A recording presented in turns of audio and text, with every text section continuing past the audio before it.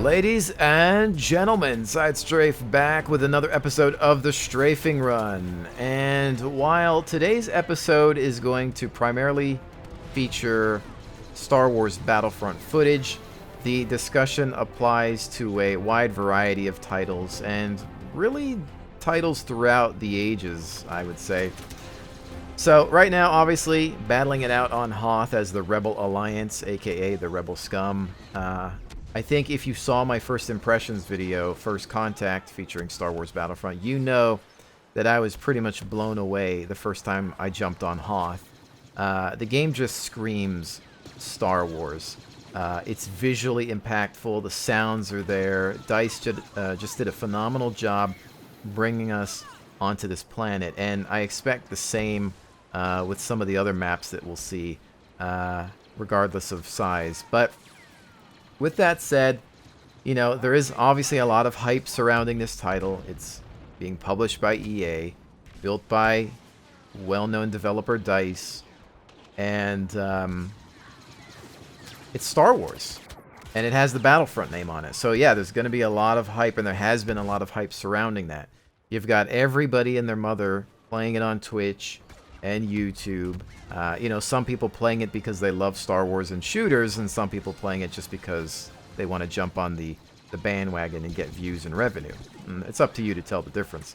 But I think the issue is you have the people that aren't playing it because they're upset that it's not necessarily a true sequel to Battlefront 2. And beyond that, perhaps it's not even Star Wars with a Battlefield skin, which some people were hoping for as well. It's a different kind of game, and I think the biggest crime being committed is that it's called Battlefront. It probably should have just been called something else, but of course, they're going to keep the name for marketing reasons. It's a name that will sell. It's something that people have been waiting for many years. But I think, ladies and gentlemen, as sad as it is to say, you just have to kind of let Battlefront go. You know, there are ways to still play it, of course, but it's over. The good old days of the Battlefront as we knew it, they're gone. And this is a different kind of game. Now, just because it has the Battlefront title on it, I don't know that that makes it a bad game. Because at its core, right now at least, this opinion could change a month from now, 2 months from now. Right now, it's a lot of fun. It's literally a blast, you know? You feel like you're on Hoth. You feel like you're in Star Wars. You can see it, you can hear it. It's just, it's a spectacular event. And all I can hope for is that the rest of the game is just as great as what we're seeing here. Now, you know, some of you may disagree, but to me, it's just kind of, in a way, in some ways, going back to what makes games great. Just simple mechanics. And some of you may consider that dumbing things down. I totally get it. But you have to also remember where we come from. So let's take a step back in the Wayback Machine. Kind of maybe a mini Nostalgia Night episode here for you. I'm 34 years old. I've been playing video games for a long time, especially PC games. You know, I grew up with games like Wolfenstein 3D, Doom, Duke Nukem, Quake, Unreal Tournaments, all that stuff. To me, the golden age of multiplayer gaming, we're going to talk about mid-90s, you know, battling it out via analog modems, you know, horrible pings. The only people who had good pings maybe those who were at college with some sort of ADSL or DSL connection. Early high-speed connections, if you want to call them that. It was tough, but games were simple. If we think about Quake 1 multiplayer, it was mostly just deathmatch. Everybody on their own fighting it out in levels that come from, you know, the single-player maps. You know, they were just kind of quarantined versions of single-player maps with weapons scattered about, and you just had to know where the good weapons were. So it's like, hurry up and get the rocket launcher or the nail gun or the lightning gun. Hurry up and get that and blast people to bits, you know? Get that rocket launcher, learn how to rocket jump, learn how to bounce grenades off of walls and hit people. It was just fast-paced action. It was very, very simple. You know, the scoreboard just shows, a kill and a death, and that was it. And once you were out of the server, your stats were gone, and then you just played another match later on. But we were okay with that. And then later on, somebody made a capture the flag mod, and we had 2 teams fighting each other. You know? I mean, before that, we had team deathmatch, but then it was just capture the flag, get the flag, use your grappling hook to grapple all over the place, and grab that flag, bring it back to base. It was intense. It was a brand new experience. The first time in multiplayer gaming. And then even after that, Team Fortress. Did you know that Team Fortress was a Quake 1 modification before it existed on Half-Life and before it was Team Fortress 2? It was a Quake 1 mod made by some Australian developers. And it was the first time we ever saw class-based gameplay in a shooter. But it was all still very simplistic, but we were still happy about that. And I'm going to obviously sound like an old man here, right? You know, back in my day, we had to rocket jump our way to work. You know, I mean, it was just very, very simplistic. And we were okay with that. We didn't need mobile apps to check out our statistics. We didn't need websites to show us our kill-to-death ratios and all this stat-whoring nonsense that we have today. We were just okay with playing a game and trying to win. Practice made perfect. There was no leveling up. There was no unlocks. It was just simple. And we loved it. So why today, when we jump into a video game, we're not happy? And this includes me and my attitudes towards games in the past. I believe that people can change. You have to want to. But why today are we so entitled, so spoiled? Why can't we just enjoy what we have? Why can't we enjoy that there's some solid gameplay here? Maybe it's more simplistic. Maybe it's dumbed down. But what if it's balanced? Now, again, this could change in a month when we see more star card and deck or hand unlocks here. We don't know. It could change when you level up. Maybe it gets worse. Battlefield 4 failed me because it was just all about leveling up and getting unlocks and overpowering people with unbalanced class mechanics. Maybe that could happen here. I don't know. But yeah, you know, it is a little bit more simplistic, but maybe that's what we need. It's like over-flavoring food. Sometimes all you need is a little bit of salt and pepper and a proper cook and you're done. You know, putting too much into the pot can ruin the dish. And I think that Battlefront is trying to go back to that. Because right now, again, it could change, but right now it feels solid. Now, we can, of course, argue this from a different perspective and say we're losing too much and we're not advancing in game development. We're going too far back because, you know, there aren't that many people that are going to want to just enjoy an old-fashioned Quake experience. Although if you told me that it was remaking Quake 1, I would probably buy it. But, you know, I think the thing is here, you're saying, well, we're losing player support. We can't jump into vehicles whenever. We don't have space combat. There's no Clone Wars. There's not even dedicated servers. We can't host our own games. We can't mod anything. And we all know that EA put a stop to modding for most of their titles years ago. I think the last moddable Battlefield was what? Battlefield 2? Maybe to a lesser extent 2142. But we lost that ages ago because they figured, well, if people make mods, they'll live off of the old game for years. We want them to buy the next great thing. And so that's where we're at now. So yeah, we are losing things, and I am against that.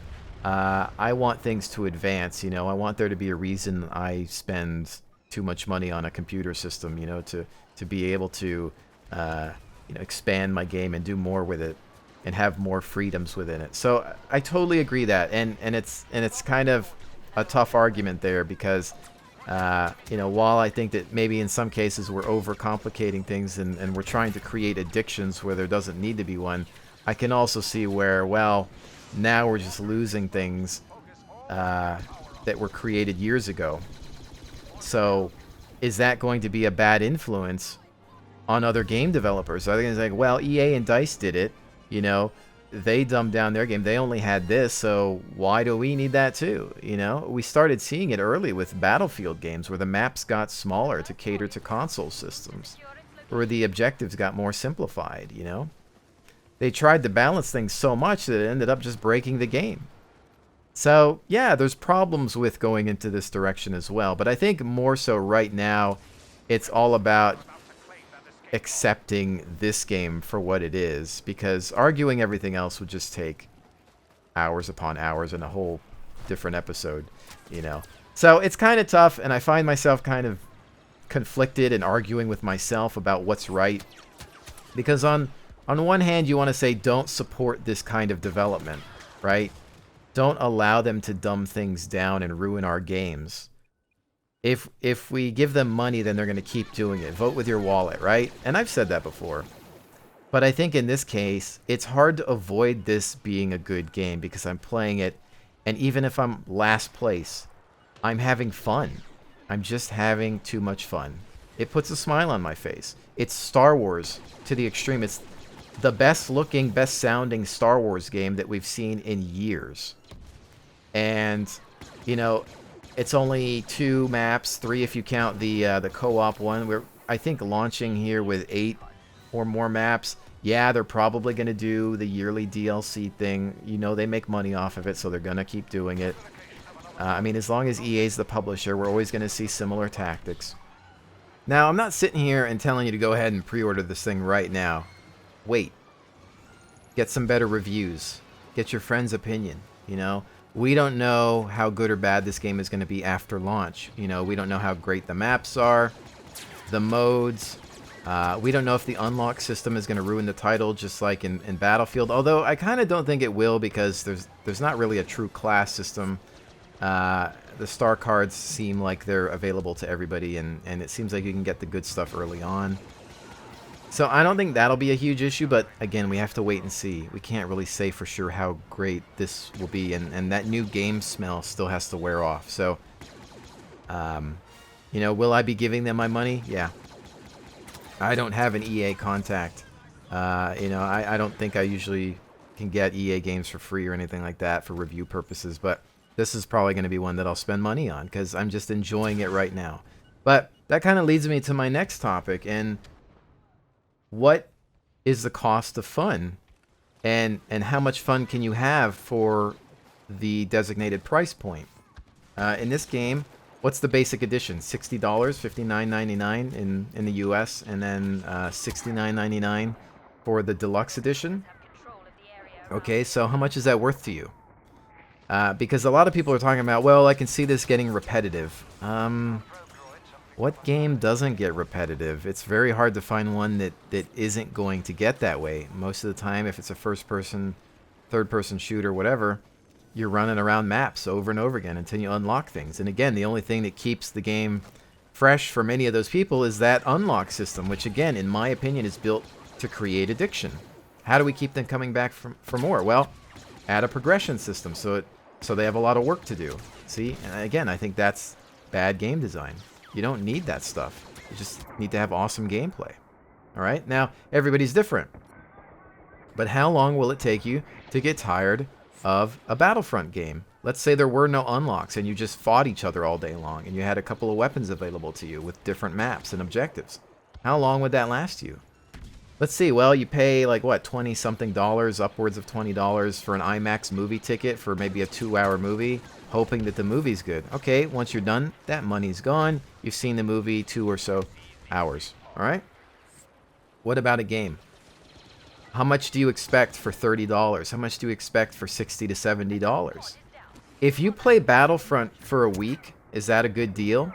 If you play Battlefront for more than that, a month, 2 months, a year, was $60 a good deal? Is that still too expensive? Yeah, games are getting more expensive. Games are even more expensive in different countries like Australia, you know, and that sucks. And I feel sorry for you guys. That totally blows. But, again, what is your time worth? Now, I'm not saying, again, just throw all your money out the window. Choose wisely, obviously. EA does have their great games guarantee now, so you can return things after a certain period of time, which is nice. But, still, you know, choose wisely when spending your hard-earned cash. But, again, when people say, oh, it's going to get repetitive, I kind of have to say, well, yeah, what game is it? And if you paid $60 and you played for a month, is that a bad value? If you played for 2 months more, $60. You know, I think people spend more than that on Happy Meals at McDonald's. Your lunch every day, $7, $10 more. Well, you might say, well, we need to eat. Of course you do, but you could probably go grocery shopping and eat better for less. So, I guess what I'm getting at is maybe some people are getting a little too worked up about this title. And I was one of those. But again, it's all about keeping an open mind and changing your expectations. And, you know, I'm sure we could talk about me being guilty of, you know, trashing games like War Thunder and saying, well, why can't you just feel the same way about a game like that? You're contradicting yourself. Why can't you just accept that game for what it is? That's a different story because we're talking about developers implementing broken mechanics. That's one thing. Battlefront isn't, you know, committing a crime. You know, they have intentions. They're trying to create a Star Wars game with their vision. You know, these guys aren't sitting in their cubicles thinking, you know what I want to do today? I want to make a horrible video game. You can see the passion. You don't see the shortcuts. You see the work that's done here. You know, when you got them walking around the redwood forests, taking pictures of trees and things to recreate Endor, you know, visiting places to recreate these maps. You know, when they're making Twitter posts about employees that they have that actually in their spare time like to build lightsaber hilts. I mean, they're passionate Star Wars fans, you know, when they get to visit the Lucas archives and they're scanning stormtrooper armor to make the models in this game, when they're doing motion capture and when they're creating these sound effects. This isn't lazy work, guys. This isn't something that can be done in a day. This game has been in development for a long time. And I think part of that is due to Disney, because Disney, I think, for a while said, look, you guys cannot release anything until sometime before the movie when we get closer to the film release. And that helps us, because if you're to ask a developer what they want more of, it's usually two things: time and money, especially time. It takes a long time to make this stuff, guys. You know, one model could be weeks, months, depending on the scale. We're talking about a detailed vehicle. It could be a couple of months. All right? A lot of people don't understand that.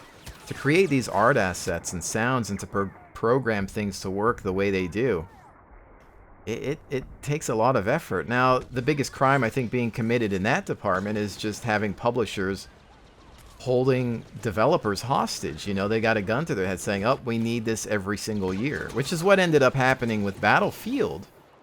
We need to match Call of Duty. There needs to be a new Battlefield every single year.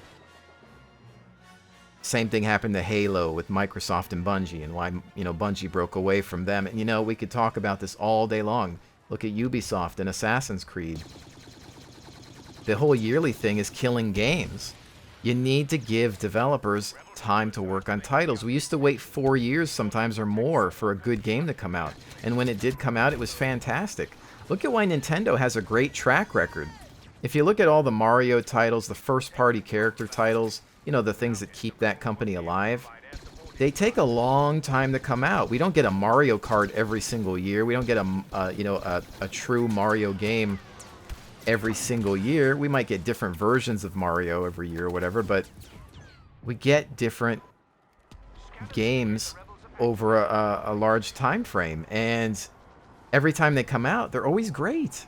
It's because they still go by that old-fashioned, that traditional gameplay, those old values of, look, it'll be done when we feel it's done. You know, I read an article once about Japanese game development, especially by Nintendo, where a lot of their developers said, we still act like it's the console days, you know, like the regular Nintendo NES and Super NES, when there was no such thing as the internet, there was no patches.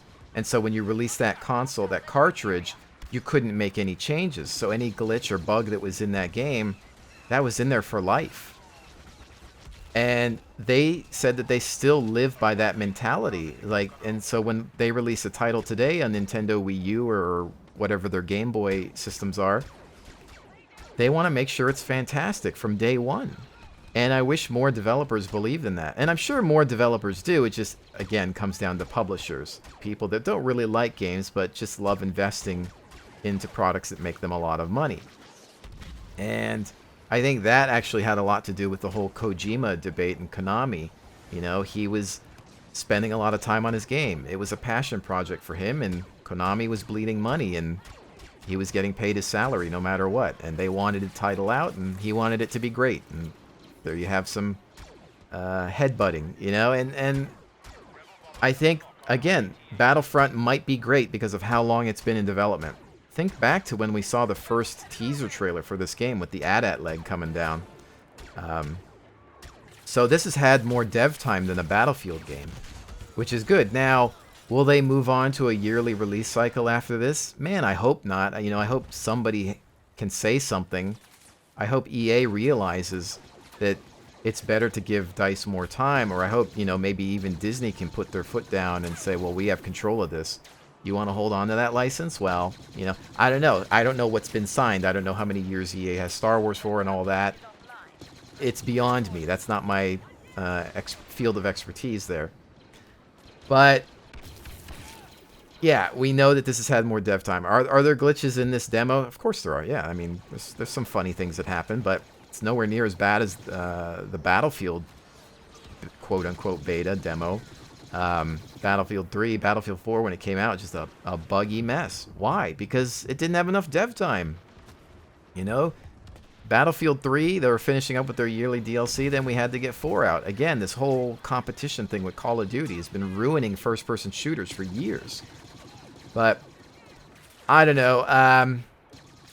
Again, guys, I'm not sitting here and trying to convince you of anything. I didn't get paid by EA to say anything. I mean, hopefully you understand that. Hopefully you guys that have subbed for me for many years understand that I'm not the kind of guy that can be bought out. I just don't want my viewers to miss out on a fantastic title because of closed-mindedness or stubbornness, or perhaps opinions from other individuals that just don't have their facts straight. There's going to be a lot of hatred for this game going in. You just got to play it for yourself and hope for the best. I still don't know. It's quite possible that a month from now when the game comes out, I will hate it. I mean, maybe there's too many unlocks, people level up, and then certain things become overpowered. I don't know. I mean, I'm just as in the dark as everybody else. They've been very secretive about this title, you know? The other thing I could fault them for is their lack of transparency. I like developers that just tell it like it is and that they're not afraid to show things because they know that their stuff is so good that it doesn't matter that other devs try to copy them, you know? I like developers and publishers that have faith in their products. And when you're so secretive in this day and age, it makes me wonder if you have confidence in what you're building. So again, a month from now, there might be another strafing run. And in that strafing run, I say, guys, don't buy it. It sucks. You know, if you haven't bought it already, forget it. Do I feel like that's going to happen? Right now, I don't. There's a lot of faith here. Just like I have a lot of faith in the new Star Wars movie coming out. You know? It's the same thing. You see the same problems. You see people that hate Disney that think that they're going to ruin the films. To those people, I say, well, do you hate the Avengers? Has there been any problems since Disney's picked up Marvel? I haven't noticed any problems. I love the Avengers movies.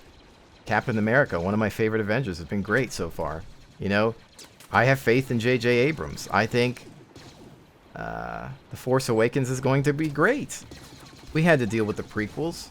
Disney didn't have anything to do with that. J.J. didn't have anything to do with that. Okay?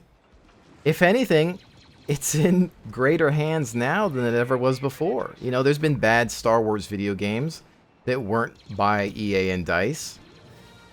How could this be any worse? Perhaps it's not, and maybe it will be a great game, and one we'll remember for years to come, and perhaps eventually one day somebody will make a sequel to this, and then that one will be terrible. I don't know. We'll find out. But maybe it's just about jumping off of the hate wagon, because a trend that I'm also noticing on YouTube is that it's popular to hate things, you know, because you end up seeming like a hero, like, yeah, he's speaking for the people, he hates the corporate entity, and, you know, yeah, this is who we need to follow, and that person gets thousands, if not millions of views because they're pretending to hate something when in the back of their mind they're actually regretting the fact that they've done such a thing, and they wish that they could play, and they're jealous of everybody that's just having fun with something. What if this is the game we're looking for, and all the naysayers simply need to move along, move along? And with that, ladies and gentlemen, I think, as always, time will tell. So get in here and make your own decisions. Don't listen to anybody else. You have to decide on your own. You are who you are, and you like what you like. So beyond that, stay tuned for more Star Wars Battlefront. I do plan on making this a flagship title on the channel, something that I'll stick with As long as it's good, again, it could suck a month, a year from now, and I might decide to abandon it completely. It's entirely possible, but I will keep an eye on it. I will continue to play it, and perhaps deliver unto you some fun live commentary gameplay. But with that, again, thank you so very much for joining me, and I will definitely see you on the next one.